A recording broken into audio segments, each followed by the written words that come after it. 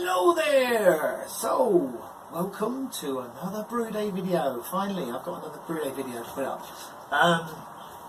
So yeah, my last one, Equinox Czech Pilsner that I made, which has been going down very well. Especially with me, I'm enjoying it.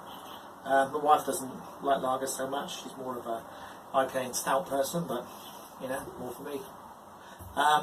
So yeah, what have I got for you today? I've got a chocolate stout brew day video for you. So you know, winter's coming, you know, time to get the stouts out and start thinking about the darker beers rather than those nice fruity summery IPAs. So yeah, decided to really go back, well, kind of really go back to basics with this one. So I've done, and this video is it's the oatmeal stout taken out of the Bible. And I've modified the recipe slightly to add some chocolate to it in order to make it a chocolate oatmeal stout. So I'm going to show you the brew day video in a minute, and then that's going to be it. So the final tasting for this and final thoughts and tasting for this will be in about a month's time probably. So with this one, it's a stout. You know, stouts are better aged a little bit, you know, leaving it to sit for about 30 days before we start drinking it.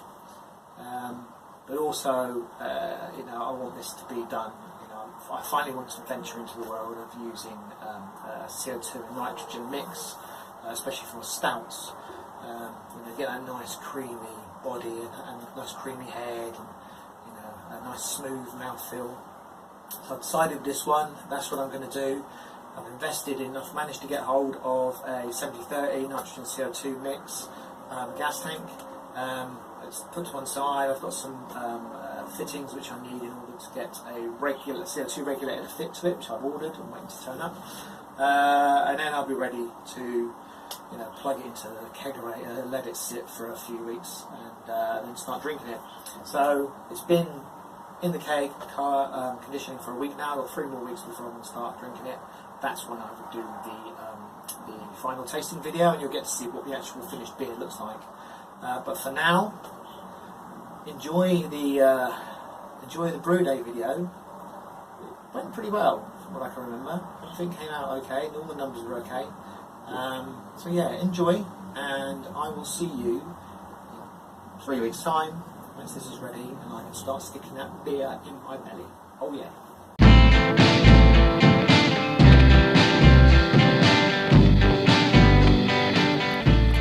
Just doughing in, underletting as usual, as you see on my grain there, along with, I've got 0.8 grams of gypsum sitting on the top there, with the Dublin water profile.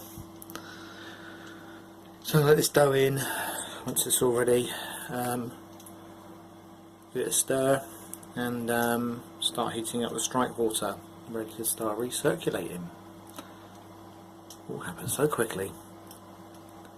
Let me go through the recipe. So, it's chocolate oatmeal stout. It's basically the same oatmeal stout taken from the Bible, with the addition of some chocolate powder at the end. So the recipe is 4.2 kilos of Mary Sauter, chocolate malt, flaked oats, pale crystal malt, some black patent malt. I've added that. That's an addition. Because I didn't like the colour profile that this was coming up with. It was way too light for my liking. And some roasted barley, and I've got obviously a little bit of gypsum to emulate kind of a Dublin water profile, and that's basically it. So yeah, right, just measuring my mash pH, and you can see I'm at 5.29, 5.3, which is, you know, within the healthy range for a beer. So I want to try and get this down to maybe 5.2. So according to Beersmith, here we are. If you can focus, turn this light off. You can see I've got a measured pH of 5.2. Target pH, sorry, 5.28. Target is 5.2. 1.2 millilitres of lactic acid needed to go in the mash to bring it down to 5.2. Liking this little feature in Beersmith 3. So, currently recirculating, trying to get the mash up just then 65.6. The temperature's dropped a little bit since it's 65.5, 2.5, 2.8. Which is cool. I mean, it's a you know, a lot of dark malts now. I like them to sort of sit at a lower temperature. You can see recirculating very nicely. I've got another half an hour of this to go, and then it will be time for running off and sparging.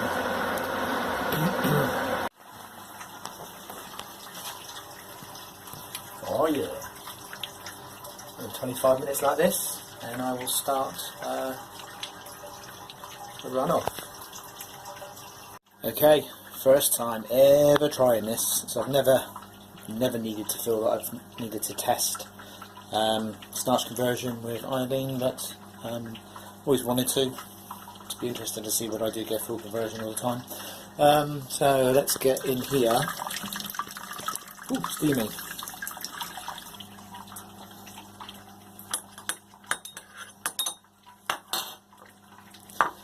Okay, so we have here some iodine. I bought this from Homebrew shop online. I can't remember what it's called. So basically it's just a tincture. So just get a drip in here. Oops. So apparently if it turns purple, you don't have conversion. I think that's right. So it's not turned purple, which means I think we have conversion by the looks of it. Yeah, so literally just had to look that up. Apparently starch turns a blue-purple colour if there's presence. So as you can see, there is no presence of any starch in this small extract of wort. So it looks like we've got full conversion. Oh yeah. 5 more minutes and I'm going to start running off. Okay, I want to mash out at 72 degrees, so just waiting for the mash to get up to this temperature and I'll start running off. Okay, so finally running off. The valve for this open really just a little bit. I wanted to run off really slowly, so we've done a tiny little bit of sparge in there, so there's a bit of clearer water sitting on top, blimey, that's steamy. So I want this to run off nice and slow. I don't want to get too fast with this. So once I've got a little bit of, you know, once the grain's starting to show a bit better, I'll start to sparge a bit more. And I'll keep on going until I've got enough volume, or until I run out of water, whichever happens first. So we're sparging, you can see a nice stream of water trickling over the top there. Probably a little bit too fast, so I'm going to slow that down a bit, but you can see my sparge arm's working nicely.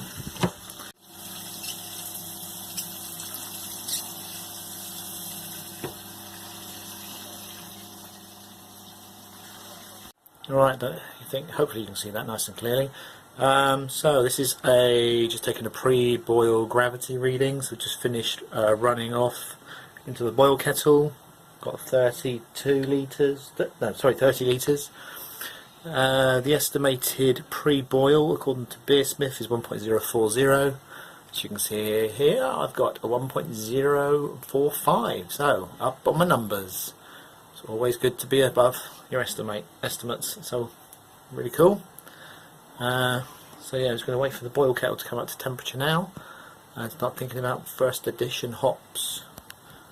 So if any of you out there is keen-eyed or remembers the oatmeal stout recipe from the Bible, you've noticed I've made some changes here, mainly the hops. So the recipe calls for, I believe it's Challenger and East Kent Goldings.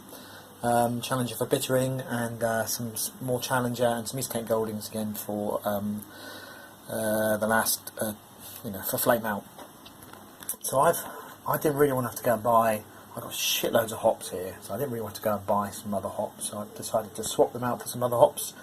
So what I've ended up doing is I've got some Nugget left, and I've got some Northern Brewer which I want to use up. So I've decided to use those. I'm using the Nugget, 20 grams of Nugget at 60 minutes for the bittering, and then at flame out or whirlpool, I've got 10 grams of Northern Brewer and then the last 5 grams of Nugget, and then that's those 2 hops used up for me.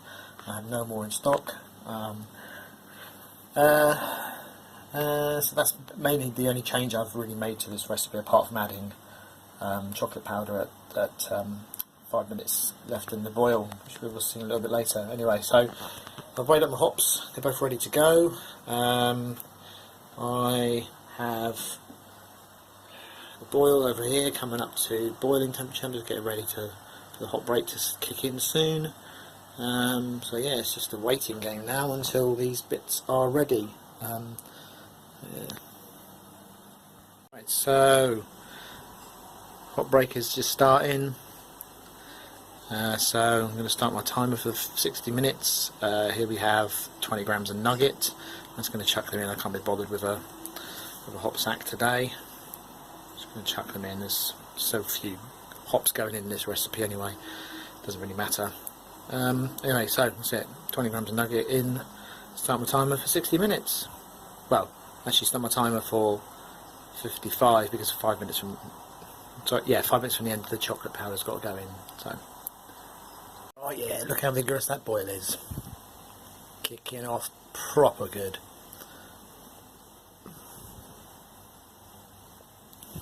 Getting near that time where I need to add the chocolate powder. So what I don't want to do is I don't want to chuck all this chocolate powder just straight into the boiling water. It'll just go lumpy and there'll be clumps of chocolate powder all over the place. So what I've done is I've just taken off, you know, just under a litre here of water from the boil kettle, and I'm going to pour in the chocolate powder into this. So this gives me an opportunity then to break this up. Stuff it on the bottom. Sorry, I had to get the spoon in and break up all of this chocolate powder which is in the bottom of this pot here. Anyway, so I pour all of this in. Okay, and then we're just going to start making a paste out of this, and then this is what I'm going to add to the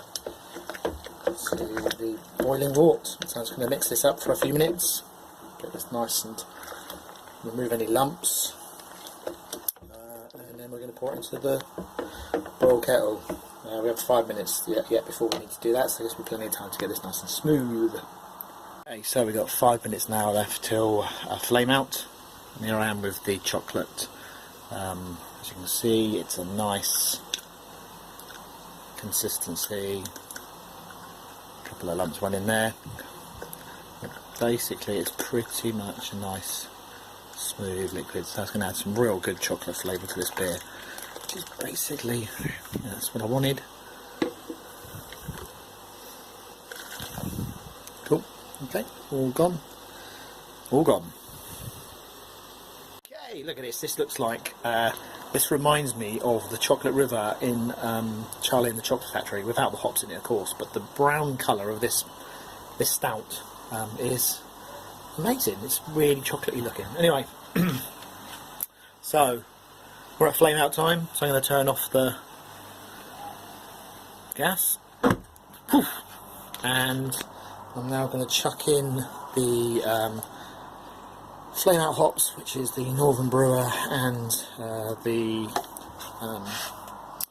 last of the nugget. Just going to give that a bit of a stir, and I'm just going to whack a lid on this to make sure that nothing flies or anything decides to come in here.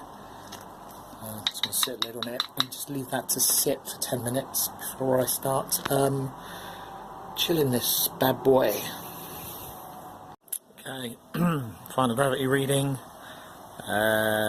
So the estimated was 1.046. You can see I'm here at 1.050, so we're up, still up 4 or 5 points, which is brilliant. Great way to start this beer. Chilling now. Temperature's gone down so far to, come on, focus. Anyway, it's about 60 degrees, yeah, 60 degrees at the moment. There, it's focused. But yeah, look at this brown soup, it's amazing. Really chocolatey looking, so yeah, let this chill for probably 15 minutes and then we can stick it in the fermenter. finally down to temperature. We're down to a good pitching temperature, so running off into the fermenter. Shut the bloody shed door because it's starting to get windy out there and I don't want anything blowing into this nice, clean, ready to go wort. So yeah, once this is run off, I'm going to pitch the yeast. Now what I'm going to do this time is I'm using, again with this beer I decided I didn't want to spend any money on yeast. I've got shitloads of yeast, I need to use it up. Same thing with the hops, just decided to use what I had, and I've got here a US Pale Ale yeast. I decided to go for that. But why not? See what it's like. It gives nice clean flavours. This one from Cross My Loof kicks off like a rocket. So it's really quick, like 3-day fermentation, and it's almost down to final gravity. So and normally this has to sit in a cup of tepid water for 15 minutes and then pitch. I can't be arsed with that, so I'm just going to sprinkle this on the top of the beer and just chuck it in the fermenter. I'm sure it'll be fine. I've done it before, it should be okay. So yeah, once I've got my SV filled up, I will then chuck this on top. US Pale Ale, wort, sprinkle this on top.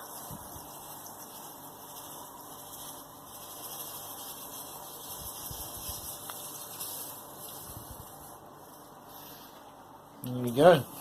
So I'm going to stick the lid on and in the fermenter. So this is classic Cross My Loof. It is now 3.5 hours after pitching this yeast, and already we have airlock activity. You can see there's a krausen ring starting to form. So quick to kick off this yeast, it's amazing. Anyways, a couple of days, maybe we'll be reaching the final gravity, who knows? We'll probably be really quick. Anyway, let's tuck it away, leave it for a few days.